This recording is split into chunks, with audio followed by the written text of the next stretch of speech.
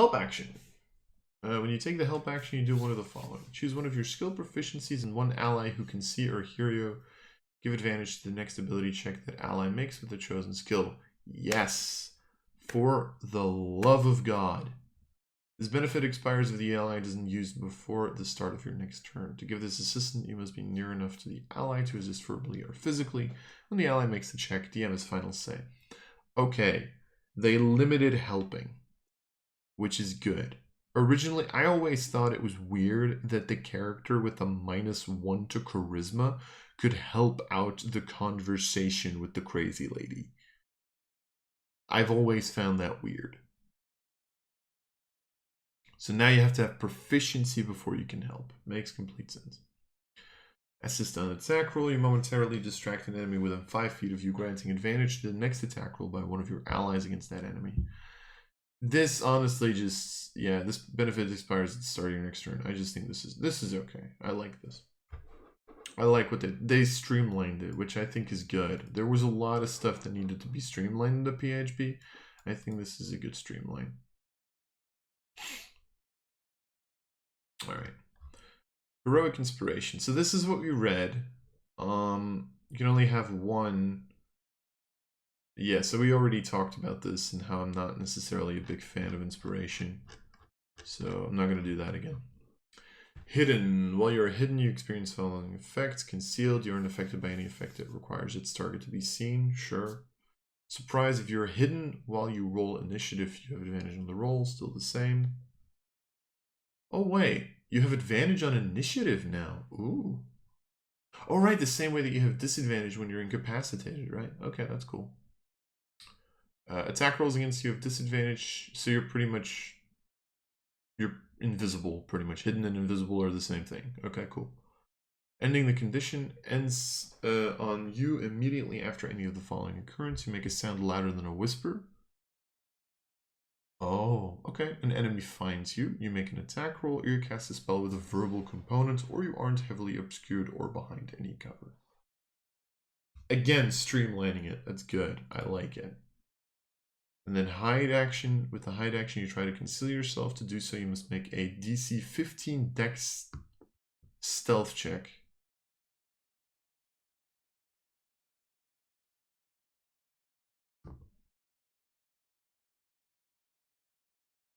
Really, though. So let me get this straight.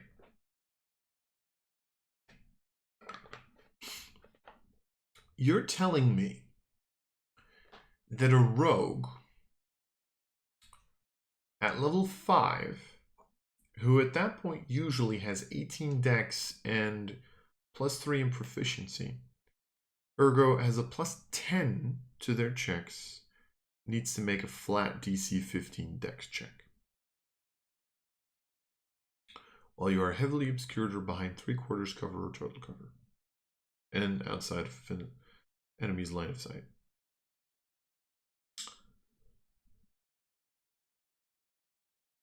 And then your check's total becomes the DC for a creature to find you with a wisdom check. So the way that I used to do it is I used to put the DC of the stealth check as the target's passive perception, which I personally still think I like more, because it means that lower perception creatures have a higher chance of not spotting anything. Whereas here, you're hidden from the dragon if you roll a 15, even though the dragon has a passive perception of 22. I don't like that. I'm going to be perfectly honest. To be fair, they did already say that you can change the DC. Very likely I'm going to stick to my rule for this. I'm going to be perfectly honest. Apart from like heavily obscured, 3/4 cover, like this I think is good. This, again, streamlines it, which I think is good. But the DC 15 I don't agree with. Incapacitated, can't take actions or reactions. Concentration is broken, which I think was always a thing. Can't speak, which I don't know if that was a thing on incapacitated back in the day. And now you have disadvantage on the roll if you are incapacitated, which I like, I will say. Influence action. With the influence action, you can try to influence another creature to do something you request or demand. This action can be used only on creatures controlled by the DM, and it isn't mind control. You can't force a creature to do something that is a counter to the creature's alignment, or that is otherwise repugnant to the creature. This action has 3 main parts: attitude, interaction, and a charisma check. Oh god, they're explaining how to talk to people. Okay. Creature's attitude determines how a creature can influence that creature. As one of the following attitudes: indifference, I don't give a shit, friendly, and hostile, I'm assuming. A different creature might help or hinder the party, depending on what the creature sees as most beneficial. Creature indifference doesn't necessarily make it standoffish or disinterested. Indifferent creatures might be polite and genial, surly and irritable, or anything in between. A successful charisma check is often necessary. The adventurers try to persuade indifferent creatures to do so. Okay, I get that I talked about streamlining, but this feels way too specific. This feels way too specific. I'm not gonna read this entire thing because this feels way too specific. I'm sorry. I'm not a no.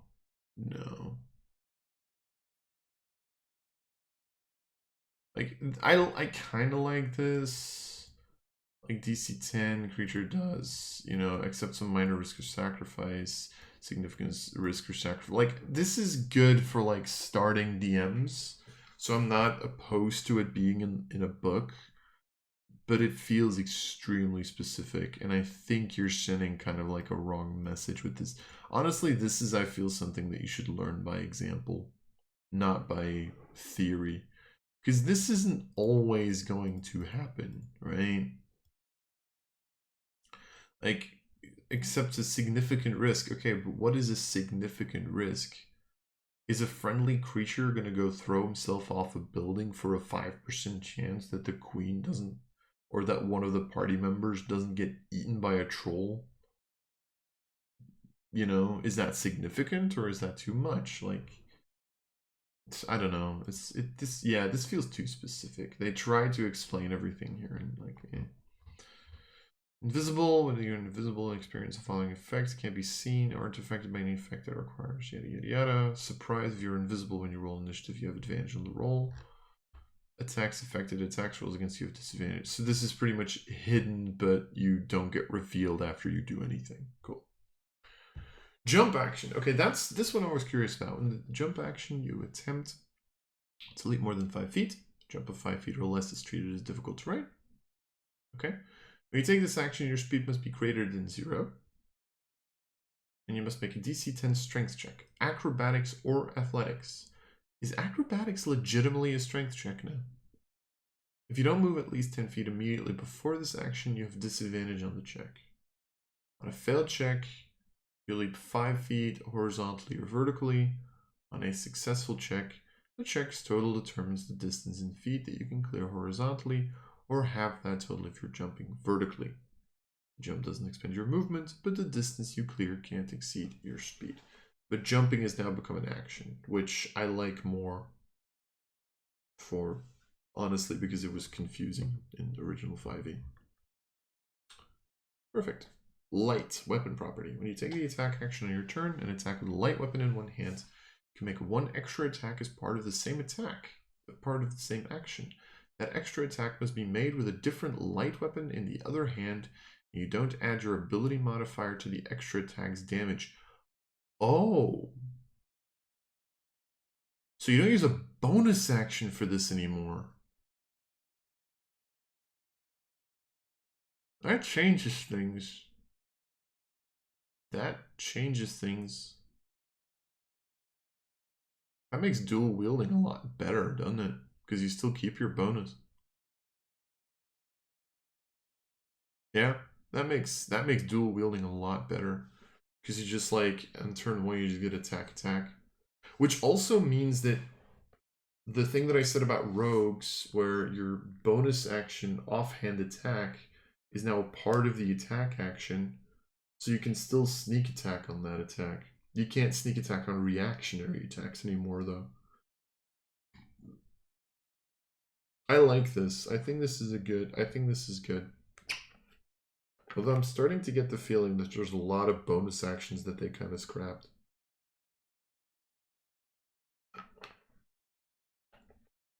Fuck, that makes rogue kind of insane, right? Doesn't it? Because what you can do right now is you can go up to melee, you can make the attack, and then you can still bonus action run away. Huh. It also makes me understand why they nerfed two-weapon fighting. Because if you could, like, longsword now, might be slightly insane. Yeah, I get it. Okay, I can live with this. I think this is okay. It's cool. I think this is a cool change. Yeah, no, I think this is a cool change. Makes dual wielding a little bit more playable. Especially if you have like a decent amount of bonus actions. I think it makes it a little more open, gives you a little bit more options. That's good. I like it. Long rest. Long rest is a period of extended downtime. At least 8 hours long. Available to any creature. Sleep for at least 6. Perform no more than 2 hours of light activity, such as reading, talking, eating, standing. Finish a long rest, you gain the following benefits. You regain all lost hit points. You regain all spend hit die. If your hit point maximum was reduced, it returns to no. Wait, what? You get back all of it? Why, though? That was one of the things that I liked about hit die. It was like a resource that was like over a couple of days. No. I don't like this. Also, that makes the feat that we talked about, I think it was durable, it makes it like even better. No. I was like, ugh. See, that's like the issue with the entirety of 5e's design philosophy that I just have. And the reason that I made lingering damage in the first place, right? There's so little things mechanics wise that go over from day 1 to day 2. Right? The issue that I have with a lot of the things in 5e is that like sometimes 5e really feels like just a set of one-shots that happen one day after another, and every single day is a new one-shot. And sure, story-wise, it's all connected, right?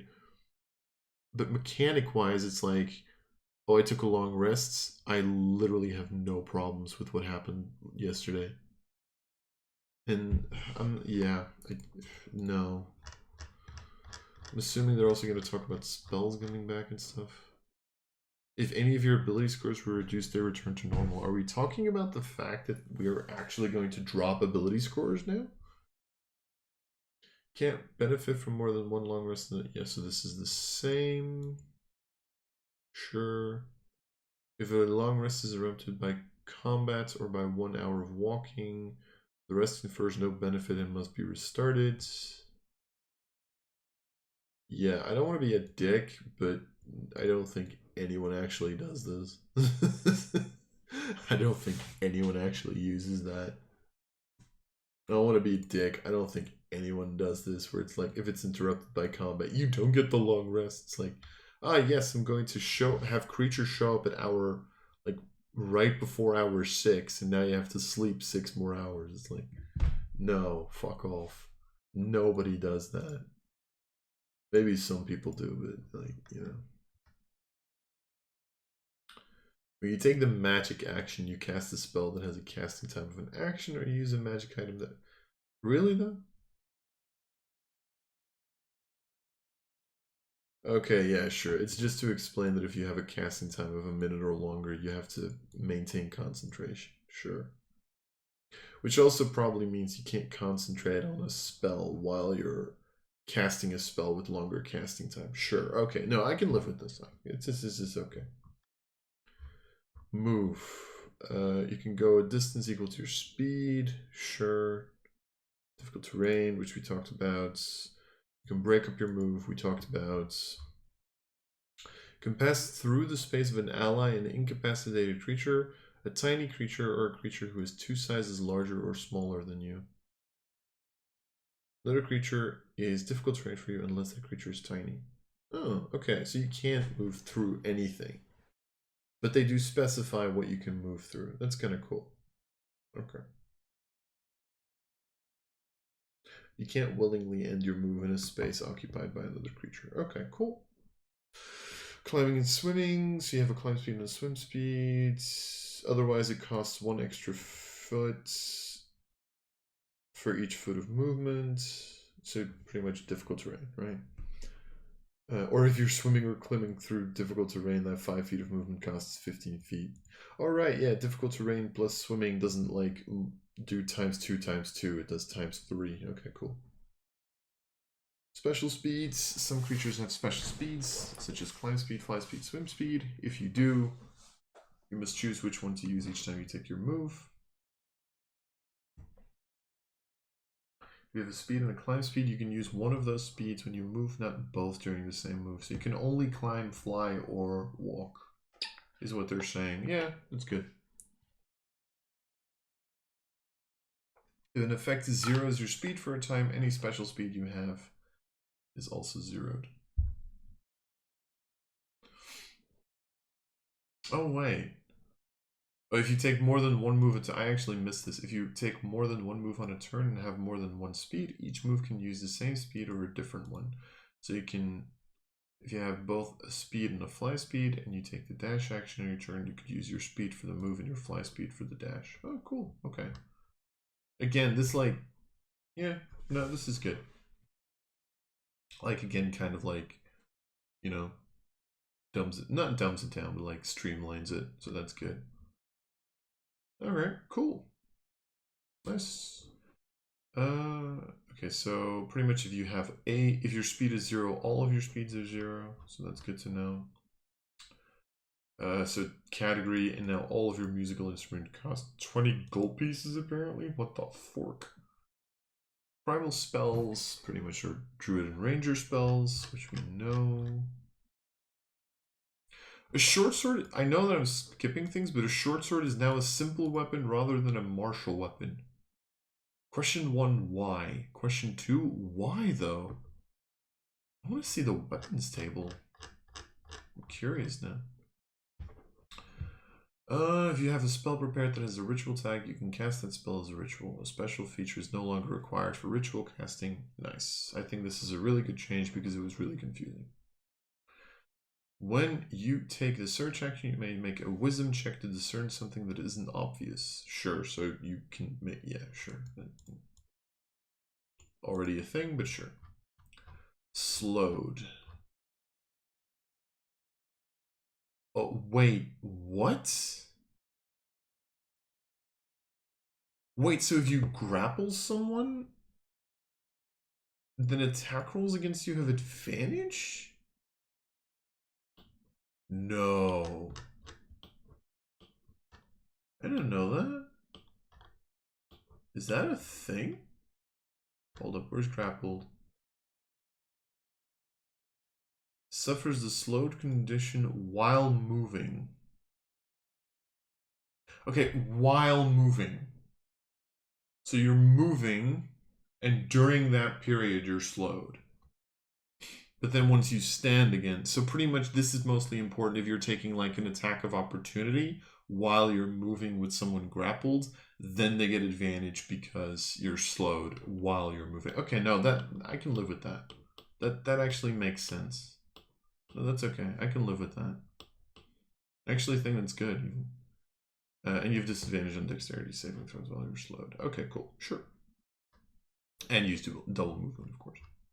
Or spend 1 extra foot of movement. Because if you're slowed swimming in difficult terrain, then pretty much it's going to be 4 movement for each 1 feet of movement that you do. Study. I was curious about this. You make an intelligence check to study your memory, a book, a creature, a clue, an object, or another source of knowledge, and call to mind an important piece of information about it. The areas of knowledge table suggests which skills are applicable when you use this action, depending on the area of knowledge the intelligence check is about. Arcana, history, investigation, nature, religion. Okay, cool. So, yeah, just you get to think about stuff. Cool. Swim speed, use through the liquid, sure. Tool proficiency. With proficiency with a tool, you can add your proficiency bonus to any ability check that you make to use this tool. You have proficiency in the skill that's also used with that check. You have advantage on the check too. Wait, what?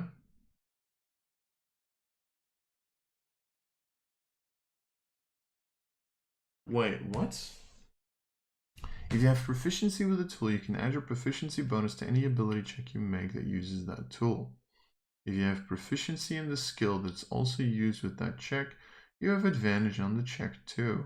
This means you can benefit from both skill proficiency and tool proficiency on the same ability check.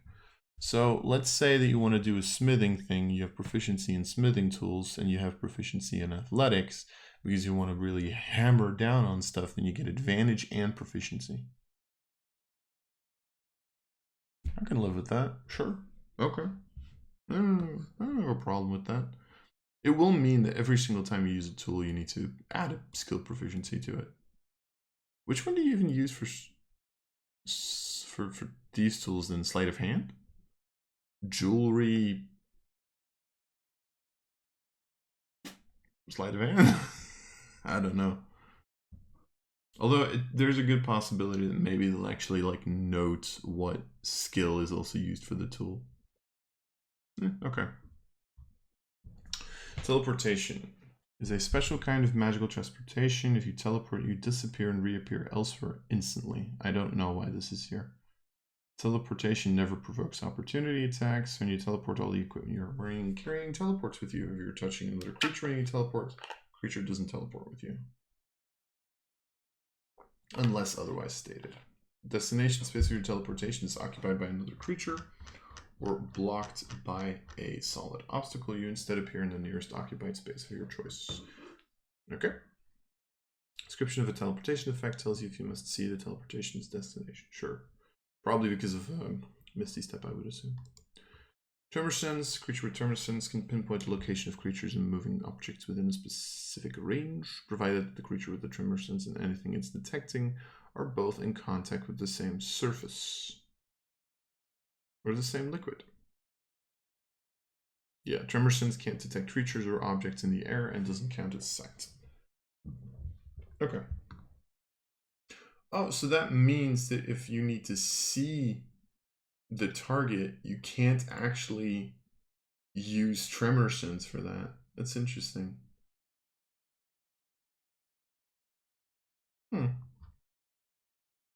Okay, cool. An unarmed strike is a melee attack that involves... Oh god. Okay. An unarmed strike equals your strength modifier plus your proficiency on a hit. Your unarmed strike causes one of the following. Oh! So grappling and shoving is now an unarmed strike. Sure. Does that mean that monks are going to be broken at those? Okay. Are we at the end? Oh, we're at the end of the file. Holy shit. Okay. Target is grappled. Grapple's escape DC equals 8 plus your strength plus your proficiency. Sure. Grapple is possible only if the target is no more than one size larger than you. And if you have a hand free to grab the target, you either push the target, and then shove, you either push the target 5 feet away or knock the target prone. And again, possible only if the target is no more than one size larger than you. Okay. Nice.